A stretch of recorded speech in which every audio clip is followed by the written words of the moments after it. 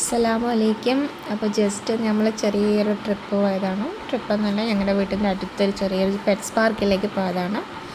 സ്കൂളിൽ ലീവ് എടുത്തിട്ട് എൻ്റെ മകൻ ഇതിന് വേണ്ടിയിട്ട് വെയിറ്റ് ചെയ്തിരുന്നതാണ്. സോ ഇവിടെ നിന്ന് കുറച്ച് അനിമൽസ്, പെറ്റ്സ് പോലെ വളർത്തുന്ന കുറച്ച് അനിമൽസ് ഉള്ളൊരു ചെറിയൊരു പാർക്കാണ്.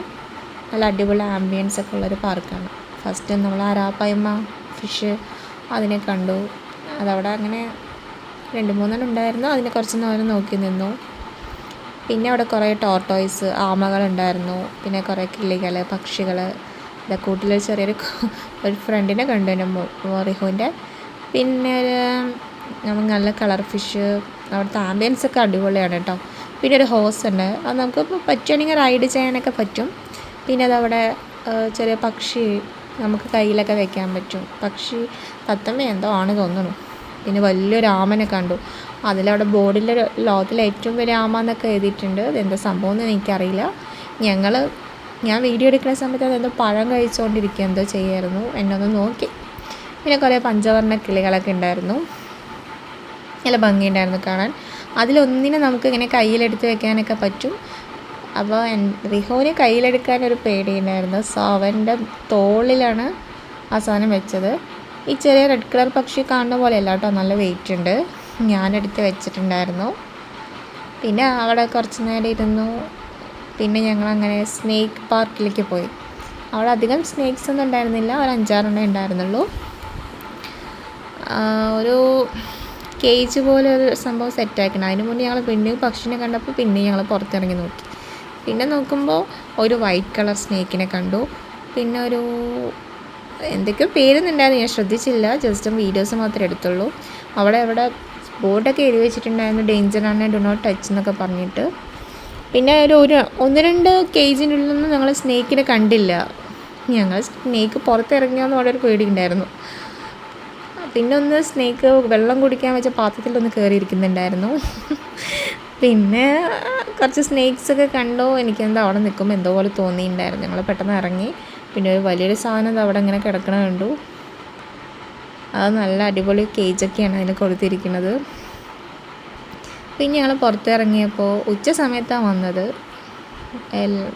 പുറത്തിറങ്ങിയപ്പോൾ കുറേ പക്ഷിനെ കണ്ടു. ഇതാ ഒരു കുരങ്ങനല്ല, വേറെന്ത് സംഭവമാണ്. അതിങ്ങനെ കൂട്ടിൻ്റെ ഉള്ളിൽ ഇരുന്ന് ഞങ്ങളിങ്ങനെ നോക്കിക്കൊണ്ടിരിക്കുന്നുണ്ടായിരുന്നു. പിന്നെ കുറച്ച് പക്ഷികൾ. അത് കാണുമ്പോൾ പ്രാവ് പോലെയാണ്, പക്ഷെ പ്രാവല്ല, വേറെ എന്തോ ആണ്. പിന്നെ എൻ്റെ റീഫ് ഇങ്ങനെ ഓരോന്നിനൊക്കെ വിളിക്കുന്നുണ്ട്, അത് നോക്കി ഇത് നോക്കി എന്നൊക്കെ പറഞ്ഞു. അലിഗേറ്ററെ കാണാൻ വിളിച്ചതാണ്. അതവിടെ അങ്ങനെ കിടക്കുന്നുണ്ട്. അതിൻ്റെ ഡിസ്ക്രിപ്ഷനൊക്കെ അവിടെ കൊടുത്തിട്ടുണ്ട്. അവിടെ 2-3 ഉണ്ട്. ഒന്ന് വെള്ളത്തിലും ഒന്ന് കൂട്ടിലും ഒന്ന് പുറത്തൊക്കെ ഇങ്ങനെ കിടക്കുന്നുണ്ടായിരുന്നു. നല്ല വൃത്തിയുണ്ട് കേട്ടോ അവിടെ, നല്ല വൃത്തിയുണ്ട്. നല്ല സംഭവമൊക്കെ നല്ല സൂപ്പറായിട്ടുണ്ട്. പിന്നെ ഇവിടെ കുറേ ഓന്തുകളിനെ കണ്ടു. നമ്മൾ സാധാരണ കാണുന്ന ഓന്തല്ല, വേറെ എന്തൊക്കെയോ ടൈപ്പ് ഓന്തുകൾ. പിന്നെ ഇത് എന്നെ വീഡിയോ എടുക്കുമെന്ന് പറഞ്ഞ് എന്നെ നോക്കിയിട്ടിരിക്കുകയാണ്. അത് എന്തൊക്കെയോ ചെയ്യുന്നുണ്ടായിരുന്നു. ഞങ്ങളെ കുറച്ച് നേരം നോക്കി നിന്നു. അതിൻ്റെ കൂട്ടിൽ 2-3 വേറെ ഉണ്ട്. പിന്നെ ഒരു ലെപ്പേർഡ് പോലെ തോന്നുന്ന ചെറിയ പൂച്ചകൾ അതൊക്കെ ഉണ്ടായിരുന്നു. പിന്നെ അതാ ഒരു പാർക്കിൻ്റെ ഒരു അറ്റത്ത് ഒരു പശുവോ കാള എന്തോ ഒരു ടൈപ്പായിട്ടുള്ളൊരു മൃഗം അങ്ങനെ അവിടെ കിടക്കുന്നുണ്ടായിരുന്നു. ഞാൻ അടുത്ത് പോയപ്പോൾ ഇങ്ങനെ കുറേ നേരം എന്നെ നോക്കി നിന്നു. കെട്ടി വെച്ചിട്ടുണ്ട്, അതുകൊണ്ട് പേടിക്കാനൊന്നുമില്ല. സോ അവിടെ കുറച്ച് വിശ്രമിക്കാനുള്ള സ്ഥലമാണ്. ഞാൻ കുറച്ച് നേരം ഊഞ്ഞാലൊക്കെ ആടി. പിന്നെയും കുറേ നടന്നു. എനിക്ക് ഉച്ച സമയമായപ്പോൾ ഭയങ്കര വിശപ്പും ദാഹമൊക്കെ ഉണ്ടായിരുന്നു. പക്ഷെ നടക്കാൻ നിറയെ ഉണ്ട്. നടക്കാൻ നല്ല സുഖമുണ്ടായിരുന്നു. നല്ല ഉച്ച വെയിലാണെങ്കിലും അവിടെ വെയിലൊന്നും അടിച്ചിട്ടുണ്ടായിരുന്നില്ല. നല്ലൊരു ഫുള്ള് കാട് പോലെ നല്ല സംഭവം, നല്ല തണുപ്പൊക്കെ ഉണ്ടായിരുന്നു. പിന്നെയും കുറേ പൂച്ചകളുടെ പോലത്തെ ലെപ്പേർഡ്സ് പോലത്തുള്ള പൂച്ചകളിനെ കണ്ടു. പിന്നെ നല്ല കളർഫുള്ളായിട്ടുള്ള ബേർഡ്സിനെ കണ്ടു. എല്ലാവരും പക്ഷെ സൈലൻ്റ് ആയിരുന്നു. എല്ലാവരും ഉച്ച മയക്കത്തിലേക്ക് പോയ പോലെ തോന്നി. ആർക്കും ഒരു ഉഷാറൊന്നും ഉണ്ടായിരുന്നില്ല, ബേർഡ്സിനാണെങ്കിലും ആണെങ്കിലൊക്കെ. പിന്നെ ഇതാ കുറച്ച് പക്ഷികളിനെ കണ്ടു. പിന്നെ ഡക്സിനെ കണ്ടു. ബ്ലാക്ക് കളർ ഡക്കൊക്കെ ഉണ്ടായിരുന്നു. കുട്ടികൾക്ക് വന്നാൽ ജസ്റ്റ് അവർക്കൊക്കെ ഒന്നൊരു കൗതുകം പോലെ ഇങ്ങനെ കാണിച്ചു കൊടുക്കുക. പിന്നെ അതാ എന്താണ് നമ്മൾ സാധാരണ കാണുന്ന പെരിച്ചാഴിയൊക്കെ കണ്ടു. അതിൻ്റെ വൈറ്റ് കളർ ഉണ്ടായിരുന്നു ഇപ്പുറത്ത്. ആ വൈറ്റും ഉണ്ട്, അതുകൊണ്ട്. പിന്നെ ഈ ടർക്കി പോലത്തെ കോഴികളില്ലേ, അങ്ങനത്തെ ബേർഡ്സ്, ആ കൂട്ടിൽ തന്നെ മേലെ നല്ല ലവ് ബേർഡ്സ് പോലത്തെ കളർഫുള്ളായിട്ടുള്ള ബേർഡ്സൊക്കെ ഉണ്ടായിരുന്നു. പിന്നെ അതാ കുറേ കളർഫുള്ളായിട്ടുള്ള ഓന്തുകളോ എന്തോ സംഭവം അതൊക്കെ ഉണ്ട് അവിടെ. നല്ല ഒക്കെ ഇങ്ങനെ ഉഷാറില്ലാണ്ട് ഉറക്കം വന്നിട്ട് കിടക്കണം തോന്നുന്നുണ്ട് ഉച്ചയായപ്പോൾ.